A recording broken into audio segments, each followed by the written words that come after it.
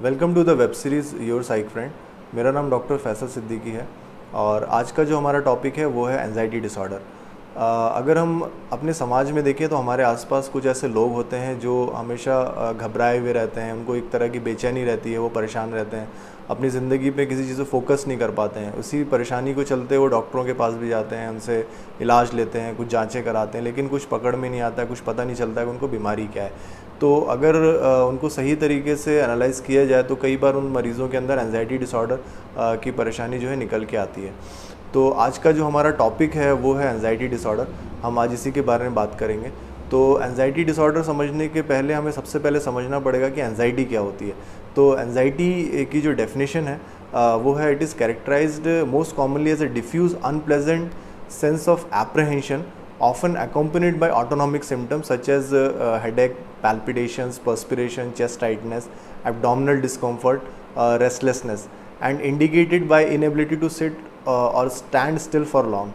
इसको अगर हम हिंदी में ट्रांसलेट करें कि इसमें डेफिनेशन में क्या कहा गया, तो इसमें एक अजीब सी बेचैनी रहना और अच्छा ना लगना, एक वेग सेंस ऑफ एप्रहेंशन, मतलब हमेशा एक घबराहट बने रहना, जो कि फॉलो होती है ऑटोनॉमिक सिम्टम्स में। ऑटोनॉमिक सिम्टम्स जो होते हैं वो हमारे ऑटोनॉमिक नर्वस सिस्टम के स्टिमुलेशन की वजह से आते हैं, जिसमें दिल की धड़कन तेज़ होती है, पसीना आता है, सीने में जकड़न महसूस होती है, पेट में अजीब सा महसूस होता है, इंसान हमेशा रेस्टलेस रहता है, एक जगह बैठ नहीं पाता है और एक जगह स्थिर बैठ नहीं सकता है, चलता फिरता रहता है, एक जगह स्थिर नहीं रह पाता है। तो ये हमें जो है एंजाइटी के अंदर हमें कॉमनली देखने को मिलता है। कई बार हमको एंजाइटी को फ़ियर से डिफ्रेंशिएट करना पड़ता है, क्योंकि एंजाइटी के शुरू होने से पहले कई बार फ़ियर भी आता है। तो अगर हम डिफ्रेंशिएट करें एंजाइटी वर्सेस फ़ियर को, तो anxiety is an alerting signal, it warns of impending danger and enable a person to take measures to deal with the threat. तो एंजाइटी जो है एक तरह का अलर्टिंग सिग्नल होता है जो कि हमें प्रिपेयर करता है, तैयार करता है किसी प्रकार के थ्रेट से लड़ने के लिए, उससे डील करने के लिए। अगर हम वहीं फियर को देखें तो fear is a response to a known external definite और नॉन कॉन्फ्लिक्चुअल थ्रेट। तो फियर के अंदर जो है एक रिस्पॉन्स होता है बॉडी का और माइंड का, जिसमें एक तरह का नोन जो है एक मालूम रहता है हमें कि नोन क्या थ्रेट है, हमें एक्सटर्नल होता है और डेफिनेट हमें पूरी तरीके से समझ में आता है कि वो किस वजह से हमें फियर हो रहा है। और अगर एंजाइटी को देखें तो एंजाइटी जो है रिस्पॉन्स होता है थ्रेट का, दैट इज़ अननोन, इंटरनल, वेग और कॉन्फ्लिक्चुअल, जिसमें हमें डेफिनेट नहीं होता कि किस वजह से जो है हमें जो है बेचैनी हो रही है, डर लग रहा है, या फिर कई बार वेग सा रहता है कि कई बार समझ में नहीं आता है कि किन कारणों की वजह से हो रहा है। कई बार एक्सटर्नल की फियर की वजह से भी हो सकता है, इंटरनल फियर की वजह से भी हो सकता है। तो फियर और एंजाइटी में यही डिफरेंस होता है कि फियर के अंदर जो है कॉन्फ्लिक्ट जो है पता रहता है, एक्सटर्नल होता है, विजिबल होता है, हमें पता होता है किस वजह से। एंजाइटी के अंदर कई बार नॉन कॉन्फ्लिक्चुअल होता है, वेग होता है और जो है इंटरनल होता है।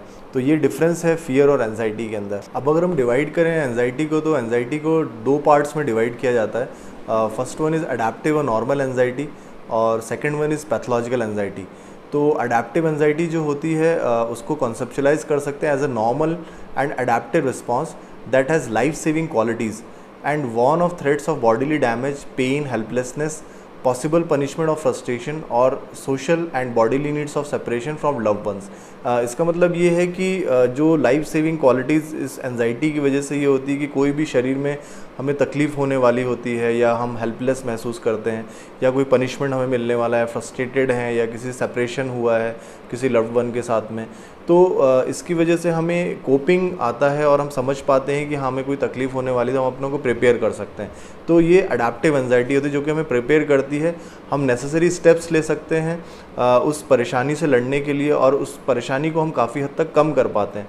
तो it is a kind of protective mechanism जो नेचुरली होता है हमारे शरीर के अंदर और ब्रेन के अंदर, जो कि हमें तैयार करता है। अगर हम वहीं पैथोलॉजिकल एंजाइटी की बात करें तो pathological anxiety is actually anxiety disorder in which the person is unable to cope with underlying threat which is known और unknown and occurs for longer duration and transform to kind of anxiety disorder.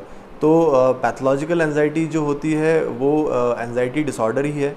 उसके अंदर जो है मरीज़ जो है कोप नहीं कर पाता है उस स्ट्रेस की वजह से, उस तनाव की वजह से, उस थ्रेट की वजह से, जो कि उसको नोन होता है, कई बार पता होता है, कई बार पता नहीं होता है, और वो लंबे समय तक बना रहता है और फिर वो आगे आते आते धीरे धीरे जो है एंजाइटी डिसऑर्डर में कन्वर्ट हो जाता है। तो ये होता है पैथोलॉजिकल एंजाइटी। तो फर्स्ट इज़ एडेप्टिव एंजाइटी, जिसमें इंसान कोप कर लेता है उस स्ट्रेस से और आने वाले थ्रेट को जो है उससे लड़ लेता है, उससे फिर नॉर्मल ज़िंदगी जीने लगता है।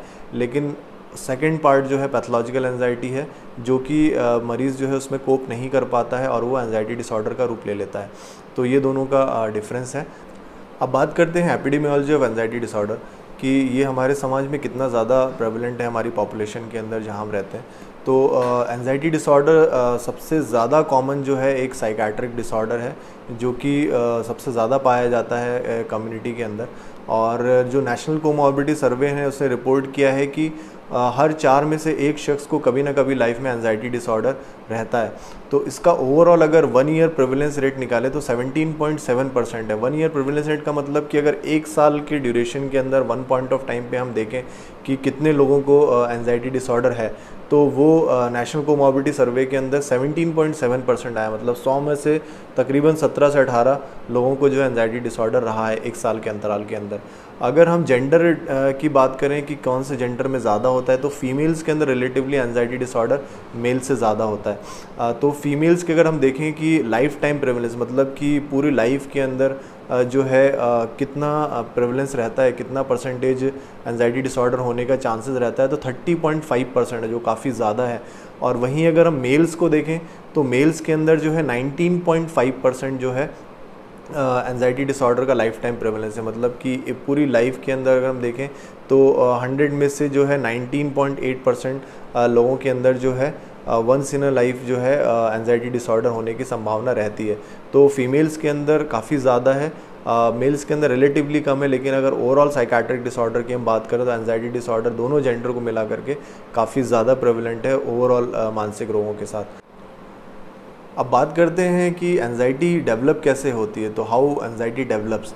तो इसमें 4 फैक्टर्स को जो है समझा गया है एंजाइटी के रिस्पॉन्स आने में, एंजाइटी डिसऑर्डर डेवलप होने में।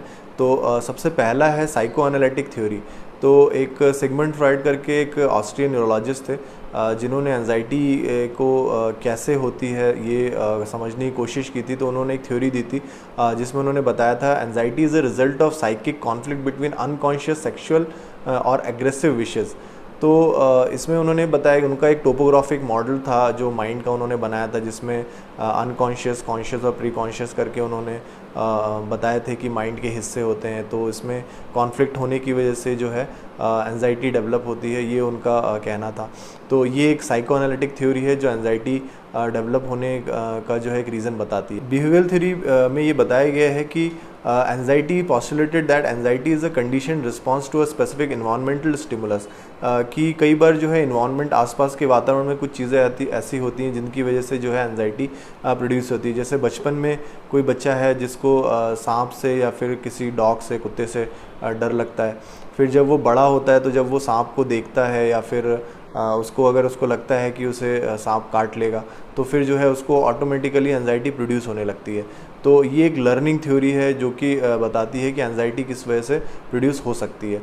जो थर्ड वन है वो है role of autonomic nervous system. तो ऑटोनॉमिक नर्वस सिस्टम के स्टिमुलेशन की वजह से भी जो है एंजाइटी होती है, जिसमें टैकीकार्डिया होता है, सांस फूलता है, दिल में, सीने में दर्द होता है, सर भारी सा रहता है और जो है बार बार बेचैनी सी रहती है, हम एक जगह स्थिर नहीं रह पाते हैं। तो ये ऑटोनॉमिक नर्वस सिस्टम के एक्टिवेशन की, स्टिमुलेशन की वजह से होता है, जो कि डेफिनेशन में भी आपको बताया था।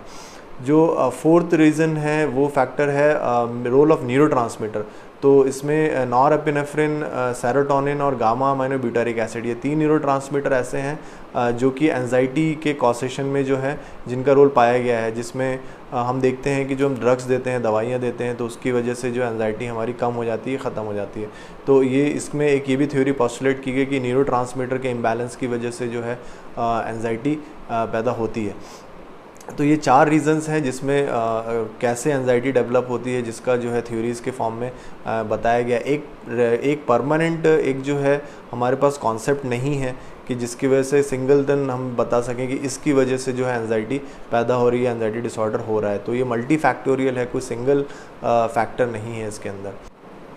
अब हम बात करते हैं क्लासिफिकेशन ऑफ एंजाइटी डिसऑर्डर। तो जो international criteria of mental and behaviour disorder है ICD-10, उसके अंदर जो है एंजाइटी डिसऑर्डर को क्लासिफाई किया गया सब कैटेगरीज़ में। तो इसमें कुछ सब कैटेगरीज़ हैं, जिसमें सबसे पहला है फोबिक एंजाइटी डिसऑर्डर।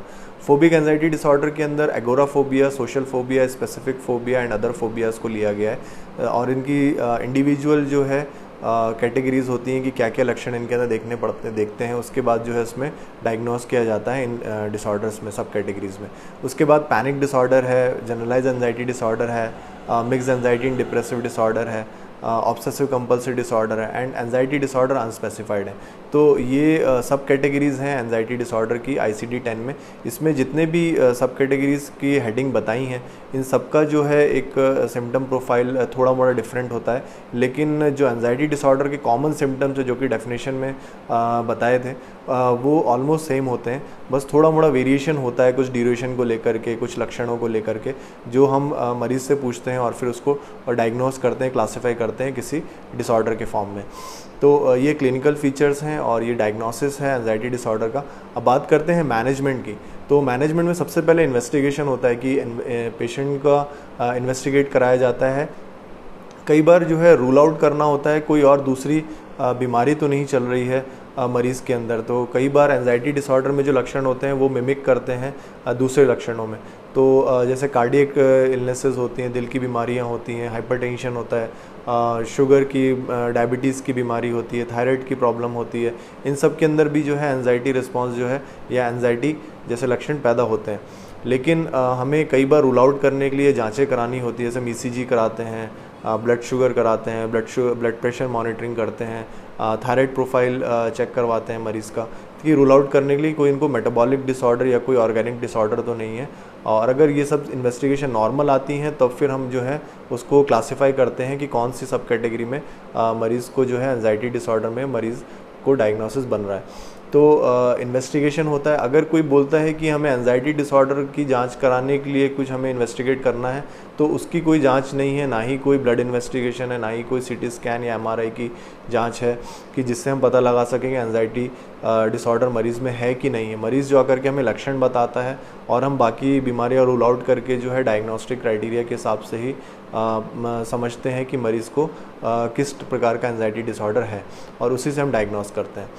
तो ये इन्वेस्टिगेशन पार्ट है। अब इसके बाद ट्रीटमेंट के अंदर जो है मरीज़ को जो इलाज दिया जाता है, तो उसमें दो तरह का इलाज रहता है। वन इज़ फार्माकोलॉजिकल, जो दवाइयों से किया जाता है, दूसरा है नॉन फार्माकोलॉजिकल मैनेजमेंट की बात करें तो उसमें रिलैक्सेशन ट्रेनिंग है, बिहेवियर थेरेपीज़ हैं, और जो है इन नॉन फार्माकोलर मैनेजमेंट का यूज़ करते हैं, और इससे भी जो है मरीज़ में अच्छा रिस्पॉन्स देखने को मिलता है। बेस्ट रिस्पॉन्स हमें तब देखने को मिलता है जब कई बार हम दोनों को कंबाइन करते हैं। सिंगलटन ट्रीटमेंट से जो है कई बार पेशेंट में अच्छा रिस्पॉन्स नहीं आता है, तो हम जो है दवाइयों के साथ साथ ये साइकोथेरेपी को भी कंबाइन करते हैं और फिर उससे जो है रिज़ल्ट देखते हैं। तो काफ़ी जो है मरीज़ इम्प्रूव हो जाते हैं इन दोनों टेक्निक से, और जो है हमें रिज़ल्ट भी अच्छे देखने को मिलते हैं।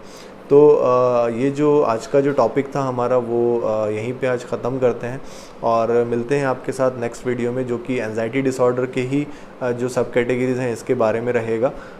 तो तब तक के लिए शुक्रिया, और प्लीज़ हमारे चैनल को सब्सक्राइब करिए और लाइक करें, शेयर करें, ज़्यादातर लोगों तक इस नॉलेज को और मैसेज को पहुँचाएँ। तब तक के लिए शुक्रिया।